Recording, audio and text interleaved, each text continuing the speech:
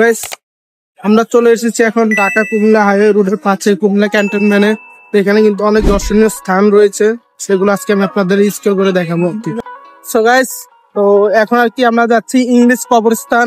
কেন আমরা কেউ ইংলিশ কবরস্থানের ভিতর প্রবেশ করতে পারি না, আর কেন বন্ধ রয়েছে, আর কবে খুলবে, তার সঠিক তারিখ জানতে হলে সম্পূর্ণ ভিডিওটা দেখুন।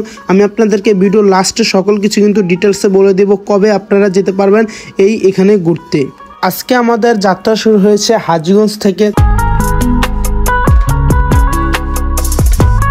আজকে আমি আপনাদের সাথে শেয়ার করব কিভাবে শালবন বিহার, বৌদ্ধ বিহার ঘুরবেন, আর কখন আসলে সমস্ত কিছু ঘুরে দেখতে পারবেন তা জানতে হলে সম্পূর্ণ ভিডিওটি দেখুন। দেশের যে কোনো জায়গা থেকে আপনাকে প্রথমে আসতে হবে কুমিল্লা কোটবাড়িতে। কোটবাড়িতে আসলে কিন্তু শালবন বিহারে যাওয়ার জন্য অনেক অসংখ্য অটো পেয়ে যাবেন। যে কোনো অটো আমাদেরকে বললেই চলবে, জনপ্রতি ভাড়া 20 টাকা করে নিবে।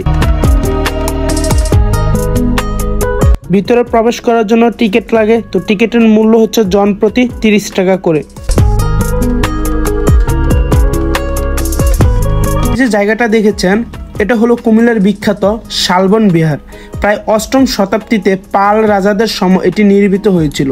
এটি ছিল একসময় বৌদ্ধ ভিক্ষুকদের ধর্মচর্চা ও শিক্ষা কেন্দ্র। পুরো বিহারটি ঘুরে দেখলে বোঝা যায় তখনকার স্থাপত্য আর সংস্কৃতি কত উন্নতি ছিল।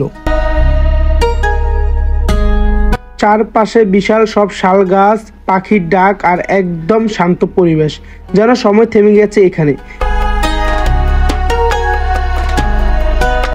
যারা ইতিহাস ভালোবাসো বা একদিনের ছোট ট্রিপে কোথাও যেতে চাও, তাহলে আমাদের মতো চলে আসো এই যে কুমিল্লা শালবন বিহার। এটি আপনার জন্য একটি পারফেক্ট ট্যুর।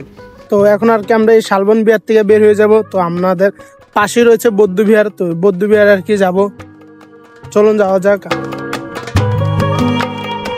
এটি হলো বাংলাদেশের অন্যতম গুরুত্বপূর্ণ বৌদ্ধ ধর্মীয় স্থান।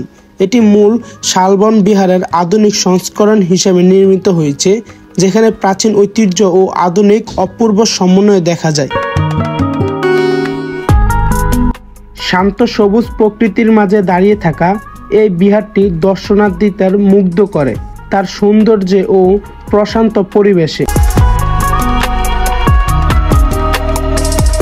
এখানে রয়েছে বিশাল বৌদ্ধ মূর্তি, মনোমুগ্ধকর প্রার্থনালয় এবং চারপাশে শান্তিময় বৌদ্ধ ভাবধারায় সাজানো প্রাঙ্গণ। নব শালবন বিহার শুধু ধর্মীয় স্থান নয়, এটি এখন কুমিল্লার একটি জনপ্রিয় পর্যটন কেন্দ্র বটে। ভিডিও শুরুতে আমি যে আপনাদেরকে বলেছিলাম কেন আমাদেরকে ইংলিশ কবরস্থানের ভিতর প্রবেশ করতে দেয়নি, এখানে 5 তারিখ থেকে 8 তারিখ পর্যন্ত এখানে প্রোগ্রাম হয়েছিল। তার কারণে আজকে সেই 8 তারিখ ছিল, আজকে শেষ দিন, এই কারণে আমাদেরকে ভিতর প্রবেশ করতে দেয়নি। অর্থাৎ আপনারা যদি পরে আসেন, যে কোনো তারিখে আশা করা যায় আপনারা ভিতর প্রবেশ করতে পারবেন। আর এর সময় হচ্ছে সকাল 8টা থেকে বিকাল 5টা পর্যন্ত। সো গাইস, আজকের এই ভিডিওটা এই পর্যন্ত। সবাই ভালো থাকবে, সুস্থ থাকবে, টাটা, গুড বাই।